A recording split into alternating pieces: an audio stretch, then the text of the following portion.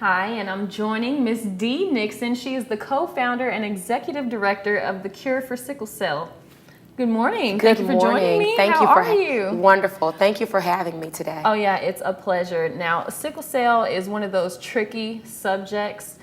Tell me a little bit about it, because there is some differences as far as actually carrying the trait. Yes. And having the full blown out disease. So go ahead and tell me a little bit about that. Sickle cell disease is a disease that affects the red blood cells of the body. It is genetically passed on. What happens is the red blood cells, I like to tell people, think about a Krispy Kreme donut. It's very crispy, it's very plump. And then when you think of sickle cell disease, the normal red blood cells that we carry are round and like a Krispy Kreme donut. Correct. But with sickle cell disease, the cells are sickled in shape, hence the name sickle cell. Kind of think about the old farming tool, the sickle. That's how the sickle, or crescent shaped. Yeah. Those are how the red blood cells are shaped. And that makes it difficult for oxygen to be carried to the vital organs of the body. And that is what brings on the pain and all the deficits and the problems that are affected with your organs. And that also, isn't there some clogging going yes, on? Blockage? Exactly. What ends up happening is, because those blood cells are not flexible and plump and easily moving and migrating through the smaller blood vessels of the body, the sickled makes them sticky, and it makes them get stuck into the smaller blood vessels of the body. Okay. So with you being in the position you're in, you have founded this great organization. Tell me a little bit about that and what you guys are doing to benefit those who have it or have a loved one who may have it. Yes, my husband and I started the foundation almost 10 years ago when we moved to Mississippi.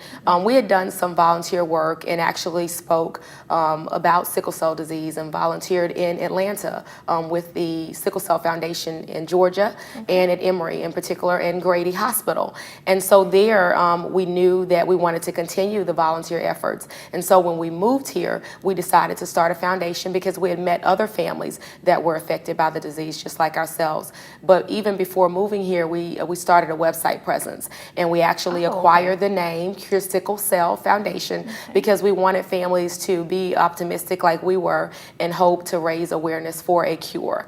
Now, as of now, like you said, there is no cure, but is there something that is right there that just cannot break that barrier? Yeah, there's no universal cure. However, there is bone marrow transplantation and stem cells transplantation that actually offers a cure or healing of the disease. There is actually a couple families that we've met that their children have been healed of the disease. And so, although there's no universal cure, our foundation is here to help to raise funding for the disease, but also to get out the awareness and to let people know what the disease entails. Many people don't realize, but sickle cell disease is over 100 years old. Wow.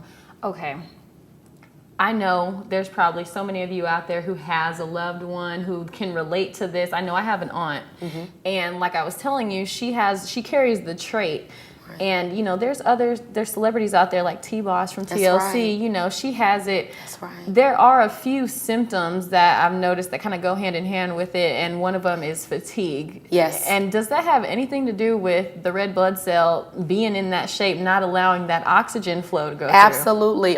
If you're an athlete, so you know that there is muscle cramps or spasms, and basically when the oxygen is not getting to those muscles, well, one of the big things with sickle cell disease is excruciating pain. And a lot of people have heard of a sickle cell pain crisis. Well, it encounters everyone that has sickle cell disease. And basically that oxygen not being carried to those vital organs and to the vital components is what initiates and starts that pain to happen. And there is a very high percentage of strokes that occurs in the sickle cell population. Oh my goodness, I had no idea that was tied like that. A lot of people don't know, but there's an 11% chance that someone between the age of 2 and 18 will have a stroke as a result of sickle cell disease. Oh my goodness. Okay, so with the organization, what do you guys have coming up? Is there anything that's going to be available to the public? Is there an event that you guys have? Well, we actually just wrapped up Sickle Cell Awareness Month, which was September. Right. But we always have things coming up. We do several events throughout the year. We're getting ready and planning to host an event, which will be a citywide event for children and families affected with sickle cell. We're doing a carnival. And not just Oh. for those in particular that are affected, but for their family, for their friends, a fun event where we not only bring awareness, but we also have an event for the children that most of the time their days are not always good. And so we want to give them a normal day, a day of normalcy where they can play, and we'll have snow cones and we'll have rides and we'll have a petting zoo and all of those great activities in a local park. Right. So based on those past events that you've done, what is the general number of people who actually come? Do you have a good turnout? We had an excellent turnout for our most recent passing event, which was our 5K walk, run, ride. It was our 9th annual. We have our big 10-year anniversary coming up next year. And it was really a great event. Over 500 participants, whether they came out and walked, whether they ran. We have motorcyclists that rode. We had bikers that rode. We do a honorary balloon release at that event. And that is just to let people know and let those who've passed on know that we're still celebrating their life and that we're still out here working for sickle cell disease. So we actually release red balloons to the heavens. Oh, okay. And we honor them by saying their name.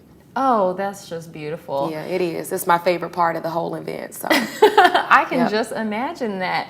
Well, with you being an actual carrier yourself, is there anything that you would want to tell the public, you know, any precautions, steps to take in order to cope with it, as well as those who actually have it full blown out? That way we can kind of let them know what it is, that's right, how you should cope with it, and how to maintain your life with it. I would say that education is key, and it is important to know your status, just like you know your status, your blood pressure, you know your, if you're diabetic, you know your glucose levels, with your HIV status and so many other things.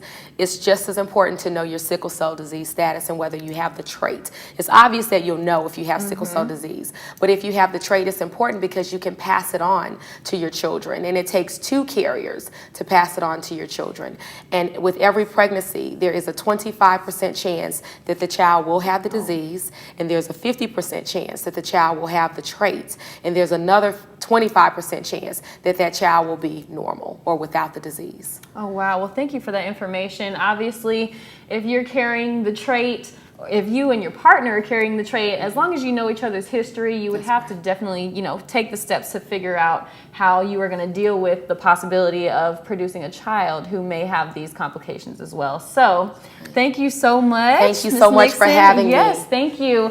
And you guys, make sure that you take heed to a lot of this information, because there's so many conditions out there that we aren't aware of. But that's going to do it for today. We will see you back here.